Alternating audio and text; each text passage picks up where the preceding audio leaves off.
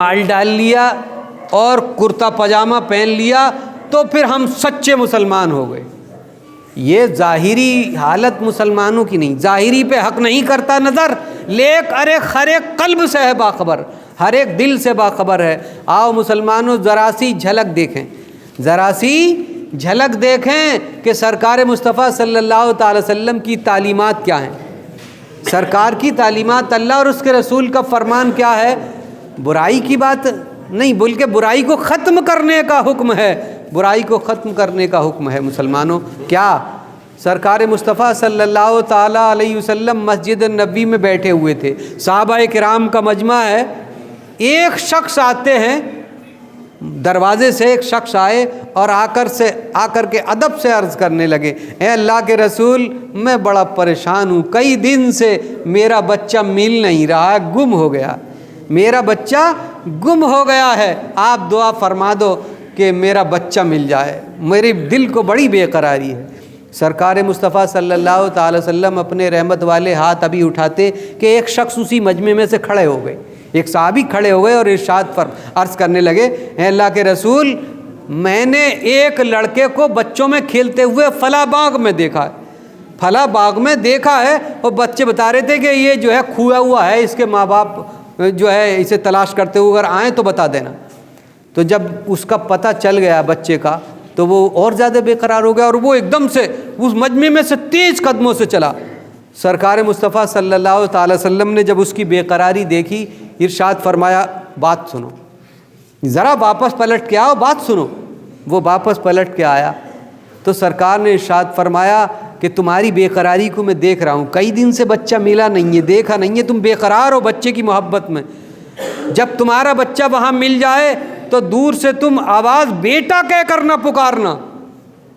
بیٹا کہہ کر نہ پکارنا، بلکہ اس کا نام لے کے پکارنا جو اس کا نام ہے۔ صحابہ کرام نے پوچھا، اللہ کے رسول ان کا بیٹا ہے تو بیٹا کہنے میں کیا پریشانی؟ تو سرکار نے ارشاد فرمایا آپ نے سنا نہیں، انہوں نے یہ کہا ہے کہ وہ بچوں میں کھیل رہا ہے،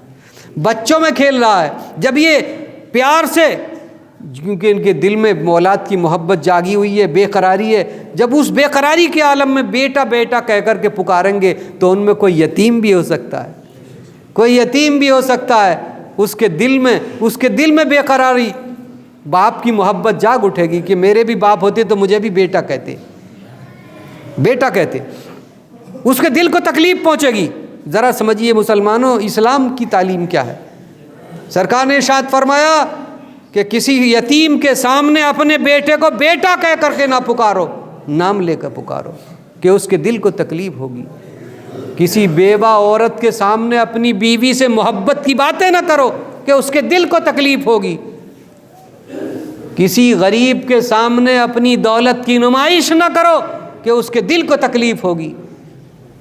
سرکار نے ارشاد فرمایا کہ جب تم اپنے گھر میں گوشت بناؤ یا اچھی سبزی، اچھا کھانا بناؤ تو اس میں تھوڑا سا سالن زیادہ کر لو۔ پڑوس میں تمہارا غریب ہے، کوئی غریب ہے اور وہ اس لائق نہیں کہ وہ گوشت اپنے بچوں کو کھلا سکے تو اس کے بچے بلبلائیں گے، نہیں لا کے دے گا، دل کو تکلیف ہوگی، مارے پیٹے گا کسی طریقے سے انہیں۔ اس لیے ایک پیالہ پانی زیادہ کر لو کہ جب گوشت بناؤ خوشبو سے اس کے گھر پہنچے ہو تو پھر ایک پیالہ تم اسے دے دو، اس کے بچے راضی ہو جائیں، تکلیف نہ ہو، دل کو تکلیف نہ ہو۔ مسلمانوں یہ اسلام ہے کہ اپنی مال کی نمائش نہ کرو، اپنے کھانے کی نمائش نہ کرو، اپنی بیوہ کے سامنے محبت کی باتیں نہ کرو، اپنے اولاد سے محبت کی باتیں نہ کرو یتیم کے سامنے کہ اس کے دل کو تکلیف ہوگی۔ یہ ہے اسلام، اس میں کوئی پیسہ خرچ تو ہوا نہیں۔ آج اگر ذرا سی بھی کوئی بات ہے تو جب تک کہ پورے معاشرے میں اعلان نہ ہو جا، چیزیں دکھائی جا رہی ہیں منگنی کی، بھیلی کا سامان دکھایا جا رہا ہے، امام صاحب اعلان لگا دو، دہیج کا سامان دکھایا جا رہا ہے، امام صاحب کو تو ڈھولیاں اعلان کرنا ہی ہے، چاہے اللہ کے رسول کا حکم ہو یا نہ ہو، مگر اعلان کرنا، کیونکہ مقتدی اٹھ جائیں گے، مقتدی کے پیچھے پیچھے اس امام کے کہنے کا مطلب بتا دوں کیا ہے؟ پیچھے اس امام کے جو کہتے ہیں مقتدی، ایسا پیچھے پڑتے ہیں کہ امام جا کہاں کو رہا پیچھے پیچھے ہیں، امام کھا کے آ کیا رہا پیچھے پیچھے ہیں، امام کر کیا رہا پیچھے پیچھے ہیں، پیچھے ہی ہیں اس کے، ایک ایک لمحے کی رودات چاہیے کہ امام کر کیا رہا، یہ ہے پیچھے اس امام کے، ایسا پیچھا پڑتے ہیں کہ کوئی نہ کوئی غلطی ہاتھ آئی جاتی ہے اور اسے بھگا کے ہی مانتے۔ یہ مسلمانوں آج کا میں معاشرے کی بات سنا رہا ہوں، ایسی بات نہیں ہے جو میں کوئی نئی بات سنا رہا ہوں، آپ سب کو معلوم ہے، آپ سب کو معلوم ہے۔ ہو گئی کس کی نگاہ طرز سلف سے بیزار، کس کی نظروں میں سمایا ہے شعر اغیار، یہ علامہ اقبال صاحب نے 100 سال پہلے کہا ہے کہ ہو گئی کس کی نگاہ طرز سلف سے بیزار۔ طرز سلف جانتے ہو، بزرگوں کا جو ہمارے باپ داداؤں کا طریقہ تھا، اس طریقے سے ہم جو ہے بیزار ہو گئے۔ اور کس کی نظروں میں سمایا ہے شعر اغیار، شعر اغیار مانے دوسروں کی اپنے اندر معاشرت اختیار کرنا، دوسروں کا طرز عمل اختیار کرنا، عیسائیوں کا طرز عمل اس سے اختیار کر لیا، یہودیوں کا طرز عمل اختیار کر لیا، یہ ہندوؤں کی رسموں کو ہم نے اختیار کر لیا، جو وہ کر رہے ہیں شادیاں وہی ہم کر رہے ہیں، تو پھر ان میں اور ہم میں فرق کیا ہو گیا؟ کس کی نظروں میں سمایا ہے شعر اغیار، تھے تو آبا وہ تمہارے،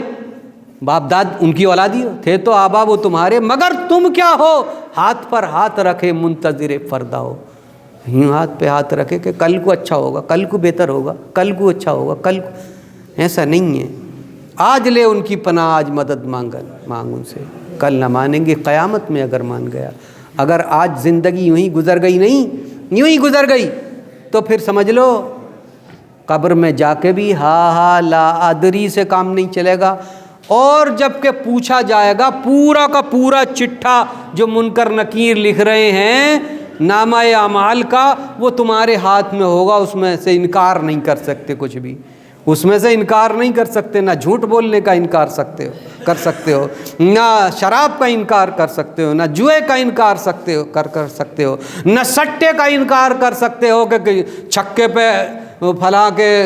یہ نام بھی یاد نہ آ رہے کرکٹر کیا کہ فلاں کے چھکے پہ اس نے سٹا لگایا تھا، اس نے چوکے پہ سٹا لگایا تھا، یہ کیا ہے؟ یہ سب تمہارے نامہ اعمال میں لکھا ہوا ہوگا، اور سب کا حساب کتاب دینا اللہ کا پیارا فرمان ہے، فَمَن يَعْمَلْ مِثْقَالَ ذَرَّةٍ خَيْرًا يَرَهُ وَمَن يَعْمَلْ مِثْقَالَ ذَرَّةٍ شَرًّا يَرَهُ۔ اگر ذرہ برابر بھی نیکی کا کام کیا ہے وہ بھی تم اس دن دیکھو گے، اور اگر ذرہ برابر بھی برائی کا کام کیا ہے وہ بھی اس دن تم دیکھو گے۔ قیامت کا دن کا مطلب یہی تو ہے کہ جب اور دن تم پڑھو یا نہ پڑھو، مگر جب بہو لینے کے لیے، دلہن لینے کے لیے جاتے ہو تو امام صاحب تم سے جو ہے کہلوا لیتے ہیں آمنت باللہ و ملائکتہ و کتبہ و رسولہ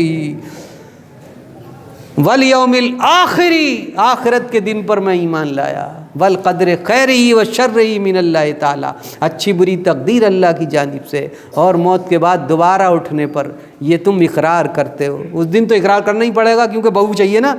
اگر اقرار نہ کرو گے تو بہو نہ ملے گی، تو اس لیے کرنا ہی پڑتا۔ یہ گواہ ہوں گے امام صاحب گواہ ہوں گے اس دن قیامت کے دن، اقرار کیا ہے، امام صاحب کہیں گے ہاں اقرار کیا ہے، کیا جواب دو گے؟ اس دن تو دے نہیں ہے۔ اس لیے ضروری ہے مسلمانوں، نئی نسل کے لیے ہم ایک ایسی تعلیم جس میں قرآن و سنت ہو۔ مسلمانوں، اللہ کے رسول سرکار مدینہ صلی اللہ تعالی وسلم کے دربار میں حضرت ابو ذر غفاری آئے اور پوچھا ہے اللہ کے رسول، دلوں کو زنگ لگ جاتی ہے تو وہ کیسے چھٹتی ہے؟ بھائی لوہے کو زنگ لگتی ہے گھس دو، مگر دلوں کی زنگ کیسے چھٹتی ہے؟ اگر گناہوں سے لگ جائے تو کیسے چھٹے؟ تو اللہ کے رسول نے ارشاد فرمایا قرآن کی تلاوت کرو۔ کیا فرمایا؟ قرآن کی تلاوت کرو۔ قرآن کی تلاوت کرنے سے دلوں کا زنگ جو گناہوں سے لگ گیا وہ چھٹ جاتا ہے اور دل روشن ہو جاتے ہیں، سیاہی ختم ہو جاتی ہے، دل میں نورانیت پیدا ہو جاتی ہے۔ اب کیا ہوتا ہے؟ امام صاحب قرآن خوانی ہوگی، اب جا نہیں ہے امام صاحب کو، تو بتایا خود پڑھنے کے، اللہ کے رسول نے ارشاد فرمایا کہ خود قرآن پڑھو۔ اقم الصلاۃ لدلوک الشمس الی غسق اللیل وقرآن الفجر ان قرآن الفجر کان مشہودا۔ نماز پڑھو اور قرآن پڑھو فجر کے وقت میں، کہ جب قرآن پڑھا جاتا فجر کے وقت میں تو فرشتے رحمتیں لے کر کے نازل ہوتے ہیں، فرشتے رحمتیں لے کر کے نازل ہوتے ہیں۔ 15ویں سپارے میں ہے یہ فرمان۔ تو ہر گھر میں قرآن پڑھو، صبح فجر کی نماز پڑھو اور قرآن پڑھو، یہ اللہ کا اور اس کے اللہ کے رسول کا فرمان ہے۔ اب بجائے اس کے فرمان ماننے کے اپنا فرمان سنا دیں، امام صاحب قرآن خوانی ہونی ہے، امام صاحب کو بھی جانا ہی ہے کہ 100 روپے مل جاتے، کیونکہ ساری